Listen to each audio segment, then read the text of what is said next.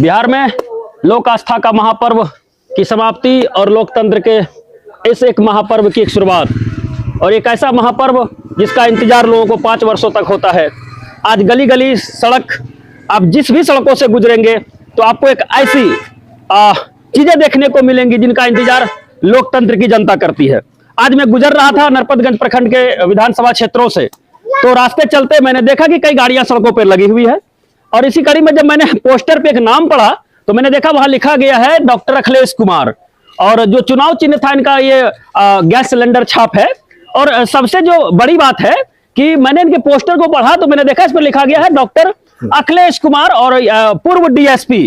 तो थोड़ा सा आश्चर्य लगा कि भाई कोई व्यक्ति ऐसा है चुनाव के मैदान में जो डीएसपी की नौकरी छोड़ करके चुनाव मैदान में आ गए हैं, तो जरा उनसे मुखातिब हुआ जाए, उनसे लिया जाए कि आखिर क्या मानसा रही उनकी जो आज लोकतंत्र के इस महापर्व में ये इतने बड़े पोस्ट को छोड़कर जिनकी मानसा होती है लोगों की मैं डीएसपी की नौकरी करूं। तो सर स्वागत है आपका हमारे इस न्यूज चैनल में। तो बड़ा अच्छा लगा, मैं रास्ते से गुजर रहा था तो मैंने देखा आपकी गाड़ी लगी थी, और काफी ज्यादा मैंने संख्या में लोगों का देखा कि जन समर्थन है। तो इस बार आप किसी पार्टी से आए हैं या निर्दलीय हैं? निर्दलीय हैं। अच्छा, इस पे फोकस कीजिएगा थोड़ा सा। ओ अच्छा, ये वोट के साथ अपने घर के बच्चों को मेरे सानिध्य में भेजिए, मैं उनको बेहतर भविष्य दूंगा। और ये तो बहुत बड़ी बात है। मैंने विधानसभा में कई सारे नेताओं का कवरेज किया है और कई जगहों का भ्रमण मैंने किया है। मैं अभी लगातार अररिया जिला में बना हुआ हूँ, तो मैंने किसी भी राजनीतिक दल के द्वारा चुने गए प्रतिनिधि के बैनर पे इन शब्दों को मैंने नहीं सुना, ना मैंने देखा।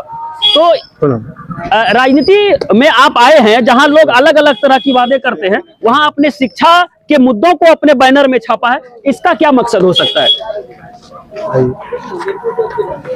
देखियो, गैस सिलेंडर छाप छे आई पे वोट दिलिए, ठीक ना है? याद रहता है गैस सिलेंडर छाप। तो आपने अपने शिक्षा को तवज्जो दिया है अपने बैनर पोस्टर में। तो इसका वजह क्या हो सकता है? देखिए मनीष, सबसे पहले तो आपको धन्यवाद और आपके संपूर्ण टीम को मैं बहुत बहुत धन्यवाद देना चाहता हूं कि आप एकदम सुदूर देहात में आए हैं और एक कवरेज के लिए, तो इसके लिए आप लोग सभी साधुवाद के पात्र हैं। और जो आपने पूछा कि राजनीति में आने का मेरा मकसद क्या है, जी, तो वो समझिए कि बहुत ही फेयर मकसद है। नरपतगंज और अररिया में मैंने देखा है आजादी के बाद से अभी तक जो मैंने अध्ययन किया है, तो लोग यहाँ सांसद विधायक जरूर बने हैं लेकिन कोई यहाँ नेता नहीं बन पाया। जी। जब नेता कोई बनता है तो वो बहुत बड़े स्तर पे, बहुत ही लार्जर स्केल पे चीजों को देखता है, चाहे वो समाज का बात हो या विकास का बात हो या और चीजें होती हैं। तो जो ये बहुत नकारा क्षेत्र है, आप देखेंगे कि बिहार अपने आप में बहुत पिछड़ा राज्य है अन्य राज्यों की तुलना में, और बिहार के अंदर जब आएंगे तो कोसी सीमांचल खुद बहुत पिछड़ा हुआ इलाका है और उसमें अररिया जिला बहुत ही पिछड़े इलाके में गिनती आता है। यहाँ देखेंगे तो कोई भी पैरामीटर ले लीजिए, शिक्षा, स्वास्थ्य, पर कैपिटा इनकम या बेसिक इंफ्रास्ट्रक्चर, हर जगह आपको नजर आएगा कि एकदम लोअर बॉटम पे है। तो ये चीजें मुझे हमेशा मतलब मेरे मन में चलता था। जब मैं दुनिया घूमता हूँ या पूरे देश घूमता हूँ तो देखता हूँ कि मतलब और जगह कितना सब कुछ है और हमारे यहाँ नहीं है। तो मुझे लगा कि मुझे सोसाइटी के बीच में जाना चाहिए और इसके लिए मुझे प्रयास करना चाहिए। और एक बहुत सारा मैं काम करता रहता हूँ, तो उसमें मुझे लगा कि राजनीति एक बेहतर विकल्प है।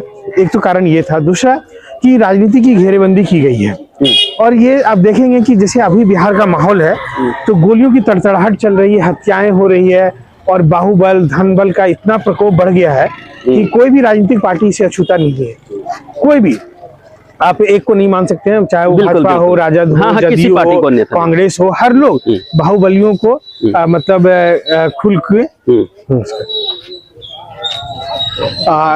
खुलकर वो टिकट दे रहे हैं। चाहे कोई बहुत धनी व्यक्ति है उनको टिकट दे रहे हैं। तो मतलब जो लोग मतलब इंटेलेक्ट सोसाइटी के लोग हैं, जिनके अंदर विजन है, जो राजनीति में पॉलिटिकल डिस्कोर्स की बात कर सकते हैं, उनको वो लोग टिकट देना नहीं चाहते हैं। तो एक घेरेबंदी है कि अच्छे लोग चुनाव नहीं लड़ सकते हैं। तो मैंने बोला कि मैं अच्छाई से चुनाव लड़ूंगा, अच्छे तरीके से लड़ूंगा और ना धन बल का इस्तेमाल करना है मुझे। मैं बाहुबली हूँ भी नहीं, तो मैं एक शिक्षक हूँ, मैं एक प्रोफेसर हूँ, तो मुझे पढ़ाना आता है। तो इसके बाद जो लोग बोलते हैं कि जात पात के बिना राजनीति नहीं होती है, उसको भी मैंने तोड़ा। मैं अपने चुनाव पूरे अभियान में कहीं जात पात की बात नहीं करता हूँ। तो ये तमाम तरह की जो 8-10 घेरेबंदी की गई है, उन सारे घेरेबंदी को तोड़ करके मैं आ गया चुनाव अभियान में और मैं लगातार तीसरी बार चुनाव लड़ रहा हूँ।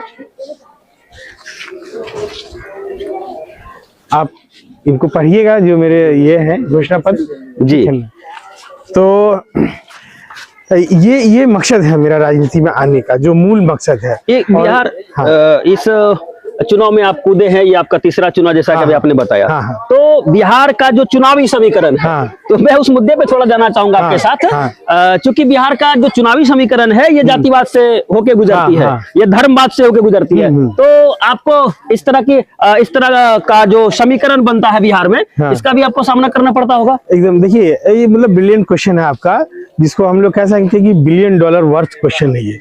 हर लोग ये बात करता है कि इस तरह की समस्याएं हैं, इस तरह का प्रॉब्लम्स है कि राजनीति ऐसा हो गया, वैसा हो गया, ये है वो है, लेकिन ये करेक्ट कैसे होगा इसकी बात कोई नहीं करता है। कोई नहीं करता, ठीक है। हर लोग चाहते हैं कि भगत सिंह दूसरे के घर में पैदा हो जाए, अपने घर में नहीं। हाँ, अपने घर में नहीं। बेशक, तो मैंने बीड़ा उठाया है, बेशक। और आप देखेंगे कि 2020 का चुनाव में मेरे गेस्चर का, मेरे कैलिबर का कोई उम्मीदवार शायद 1-2 रहा होगा, मुझे तो नहीं टकराया। ठीक है, 1-2 रहे होंगे, लेकिन 2025 में मात्र 5 साल में आप देखिए कितने लोग आ गए।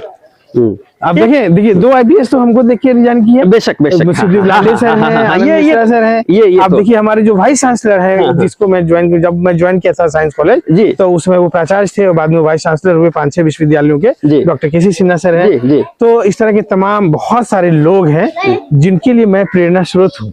बेशक, कहीं हिडन, मतलब जब मेरी बातें जब फैलती है तो लोगों को लगता है कि हाँ, इस टेस्ट का आदमी तो लड़ सकता है, तो आया। तो ये बड़ा इम्पैक्ट है। लोग बोलते हैं कि आपका इम्पैक्ट क्या है, तो मैं उसको समझाता हूँ कि कोई आदमी 20 बार जीतेगा तो जो इम्पैक्ट नहीं डाल पाएगा, मैं 5000 वोट लाके उतना इम्पैक्ट डाल दिया हूँ, जो बिहार का पॉलिटिक्स है। और अभी देखिएगा कि जिस तरह से अभी बिहार में मतलब पॉलिटिक्स का एक डिक्लाइन हुआ है, लोग उससे उब चुके हैं, हर कोई, चाहे उसके समर्थक हो, क्योंकि पॉलिटिक्स में अपराध का कोई वैल्यू नहीं होता है, समझ गए। राजनीति में जैसे जैसे बढ़ेगा लोग तंग होंगे, और अभी इतना इस बार इरिटेट हो जाएंगे कि आने वाला समय अच्छे पॉलिटिक्स का आएगा। अभी तो वो प्रयास है। बिल्कुल। अभी हम नरपतगंज जब विधानसभा चुनाव कवरेज कर रहे थे, तो जो जनताओं का मैंने मूवमेंट देखा, तो काफी रुचिकर बातें देखने को मिली कि लोग ये जो पार्टीवाद से जुड़े होते हैं, है ना, धर्मवाद से जुड़े होते हैं, तो उनके बीच में एक नया विकल्प आपके तौर पे आया कि चूंकि अभी राजद का जो गठबंधन है, उसके कई सारे लोग पुराने साथी ऐसे हैं जिन्होंने आरजेडी को छोड़ करके निर्दलीय चुनाव लड़ने का निर्णय लिया, जो राजद के दिग्गज नेता कहे जाते हैं। और राजद ने भी अपने नए चेहरे को मैदान में उतारा, और उस कड़ी में बीजेपी ने एक नए चेहरे को उतारा। तो ये जो भीतर का मनमुटाव है, उसमें अखिलेश को मैं देख रहा हूं कि एक कह सकते हैं सशक्त चेहरे के रूप में इस बार आप नरपतगंज में है। कई सारा सर्वे भी तो आपको 1 नंबर बता रहा है। हाँ, मतलब देखिए जनताओं का एकदम ऑब्वियस है कि जनता देखिए मेरे पक्ष में है, जनता और हाँ, क्योंकि जो आप यहाँ पे भाजपा के उम्मीदवार को देखेंगे, वो पहले 10 से 15 तक रह चुकी हैं, और उनका कोई काम नहीं है। लोग उनसे तो बहुत त्रस्त हैं, उनको तो समझिए -10,000 की कैंडिडेट है वो। अगर आज उनका अपना व्यक्तित्व देखा जाए तो -10,000, यानी 0 वोट भी नहीं गिनते हैं, -10,000 का वोट होगा उनका, -10,000। अब दूसरा उम्मीदवार लीजिए कि जो राजद के प्रत्याशी हैं, वो मुखिया रहे, वहां पे देखिए उनका अपना मतलब जो ये है प्रतिरोध है। कुछ काम किए उन्होंने नहीं। पंचायत घोषणा पत्र का मैंने देखा कई सारे लोग विरोध कर रहे थे, तो घोषणा पत्र दिया था उसको पूरा नहीं कर वो कुछ भी नहीं किए, और उनको तो लोग जानता भी नहीं है यहाँ पे। आज राजद की टिकट लेकर आए हैं तो लोग जाने होंगे, तो वो ऐसे हैं। अब तीसरा जो एक बागी उम्मीदवार है, तो मतलब जो पूर्व माननीय रहे हैं 15 से 20, उनका भी कृत्य यहाँ के लोगों को पता है, वह भी -10,000 की कैंडिडेट है, समझ गए। बिल्कुल। तो ऐसी परिस्थिति में लोग मेरी तरफ देख रहे हैं कि एक मतलब मेरे लिए उम्मीद की किरण है। वो तो आपके चेहरे के मुस्कान से बता रहे हैं कि शायद हमको लग रहा है कि आप अपने आप को इस बार के चुनाव में थोड़ा लक्की महसूस कर रहे हैं क्या? तो देखिए, लकी नहीं, हम मेहनत कर रहे हैं। हाँ, क्योंकि हम भाग्यवादी लोग नहीं है। मैं मेहनत कश इंसान हूँ, और हर जगह मैं मेहनत करता रहता हूँ, और मुझे मेहनत पे पूरा यकीन। कई सारे लोग कहते हैं कि आप गांधीवादी तरीकों से चुनाव लड़ते हैं। हाँ, लड़ते हैं, बिल्कुल, क्योंकि लड़ रहे हैं। देखिए, तीसरा चुनाव लड़ लिए, लोग बोलते हैं कि ये नहीं संभव है, तो मैं करके दिखाया हूँ ना। और आप देखेंगे कि किसी भी राष्ट्रीय पार्टी का जो चुनाव अभियान है, उससे मजबूत चुनाव अभियान मेरा है। आप मेरा पोस्टर का कंटेंट, ये बातें थोड़े से समझने की चीज है कि आज के इस अर्थ युग में भी कोई एक ऐसा शख्सियत है मैदान में कूदा हुआ, जो आपके बच्चों की भविष्य की चिंता करता है। तो हक है आपके परिवार का एक वोट तो ऐसे शख्सियत को मिलना चाहिए। तो ऐसा नहीं कि मतलब मेरा चुनाव प्रचार कोई कमजोर होता है। आप देखिए कि मैं पूरे मतलब जन सहयोग से चुनाव लड़ता हूँ, और मैं यही है कि मैं वोटर्स को 1 रुपया भी नहीं देता हूँ, तो इसलिए मेरा बजट बहुत नीचे रहता है। मेरे लिए बजट के खर्च के नाम पे क्या है, जो गाड़ी है उनका रेंट होगा, तेल का भाड़ा होगा, जो हम लोग खाना पीना खाएंगे, बहुत सिंपल सादा खाना खाते हैं हम लोग, तो ये मेरा, और बहुत ताम झाम नहीं है हमारा।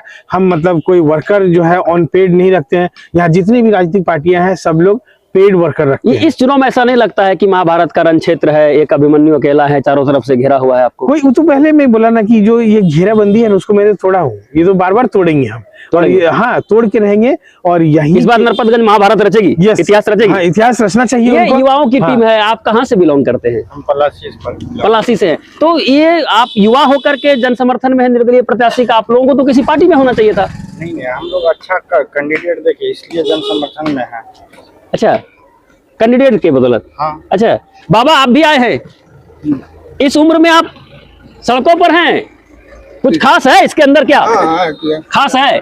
हाँ, तो लोग तो इस उम्र में तो पार्टी पार्टी करते हैं, आप निर्दल में हैं, ऐसा क्या है? ऐसा क्या है कि जो युग परिवर्तन है, और युग परिवर्तन का दौर चल रहा है। युग परिवर्तन है, हाँ, उसी हिसाब से चल रहा है। तो सर एक आपसे निवेदन होगा हमारा कि आप इस बार के चुनाव में, क्योंकि हमारे साथ लगभग लाखों दर्शक जुड़े रहते हैं, हाँ। तो आप अपने विधानसभा के जनताओं को क्या संदेश देना चाहेंगे, क्या कहना चाहेंगे? निवेदन है, सबसे पहले मैं नरपतगंज की जनता जनार्दन को प्रणाम करता हूं और उनसे मैं आशीर्वाद मांगता हूं। और मैं 2-3 बातें कहूंगा, और आम जनता के लिए एक बात कहूंगा कि इस बार आप उम्मीदवार देकर वोट कीजिए। हमेशा पार्टियों के नाम पे आप वोट किए, ठगे गए। आपको आज तक, आजादी के बाद से आज तक आपको नेता नहीं मिला है। आपको विधायक मिले हैं, सांसद मिले हैं, लेकिन आपको लीडर नहीं मिला है। एक बार तो आप जब देखेंगे कि जो सबसे बेहतर उम्मीदवार है, ये मैं नहीं कहता हूँ, ये मेरा एकदम स्ट्रॉन्ग कमिटमेंट है और स्ट्रॉन्ग घोषणा है कि मैं नहीं कहता हूं कि डॉक्टर अखिलेश को वोट कीजिए। मैं कहता हूं कि जितने भी 15 उम्मीदवार हैं उनका एक एक करके आप व्यक्तिगत एनालिसिस कीजिए और उसमें जो नंबर 1 पे टिकता है उनको वोट कीजिए। चाहे वो कोई भी व्यक्ति हो, ABCDEFGH जो भी हो, लेकिन नंबर 1 जानने में आप ये मत देखिएगा कि वो किस पार्टी से प्रतिनिधित्व मिल रहा है उसको, या किस जाति का है, वो कितना पैसा खर्चा कर रहा है, कितना तामझाम कर रहा है, किस तरह का चक्रव्यूह रच रहा है, किस तरह का तिक्रम कर रहा है। इन सब से परे आप उम्मीदवार का व्यक्तिगत व्यक्तित्व देखिएगा और उसमें जो नंबर 1 टिकेगा आप उसको वोट कीजिए। बिल्कुल राजनीति। दूसरी बात मैं युवाओं से कहूंगा कि युवाओं को मैं कहूंगा कि देखिए, मैं युवाओं के लिए लगातार संघर्षरत रहता हूं। पिछले 6 बरस से शाम के 6 बजे से 9 बजे over the phone, over the social media मैं युवाओं को टाइम देता हूं, जो मोस्ट वैल्यूबल टाइम होता है किसी वर्किंग आदमी के लिए, और ये मैं लगातार पूरे देश के युवाओं के लिए टाइम देता हूं। अभी ये एक उदाहरण था, जब मैं सिरसा कला गया तो सिरसा में वहां पे एक व्यक्ति हमसे मिले और जब मैं उनको इतनी सारी बातें बताया तो शायद उनको यकीन नहीं हुआ, लेकिन जैसे ही वो मेरा पर्चा लेके घर गए तो बोला, पीछे पीछे दौड़े आए, तो उनका बेटा मेरे सानिध्य में, मतलब मेरे मेंटरशिप में अपनी पढ़ाई को आगे बढ़ा रहा है, तो वो बोला कि ये तो मेरे गुरु हैं। फिर वो हमको बुला के जबरदस्ती ले गया अपने घर में। तो ये मैं कह रहा हूँ कि मैं युवाओं के प्रति बहुत कमिटेड हूँ। तो युवाओं से आग्रह है कि आप पार्टी, धर्म, जाति, इन सब चीजों को मत देखिए। जितनी भी पार्टियां हैं सब आपसे झूठे वादे कर रहे हैं, वो वादा पूरा नहीं होने वाला है। मैं जो भी आपसे वादे कर रहा हूँ वो मैं करके आया हुआ हूँ, आगे भी मैं करूंगा। इतना ही मेरा कहना है। जय हिंद, जय नरपतगंज। तो ये जो नरपतगंज महासभा का, हम नरपतगंज चुनाव का जो कवरेज कर रहे थे, तो राजनीति में कभी बातें चली है बेस्ट अवेलेबल बेस्ट, तो आप उनमें चयन करिए कि आपके लिए बेस्ट कौन है, किनको आप अपना मतदान करते हैं, जिनसे आपके बच्चों के भविष्य को संवारा जा सकता है। क्योंकि अब हम उस कड़ी पे पहुंच चुके हैं जहां अब अपने लिए नहीं, अपने बच्चों के भविष्य के लिए मतदान जरूर करें। इंतजार रहेगा मतदान केंद्र पर आपका, क्योंकि ये महापर्व फिर आएगी 5 साल के बाद। मैं तो मिलूंगा लगातार इसी चैनल पर। जय हिंद।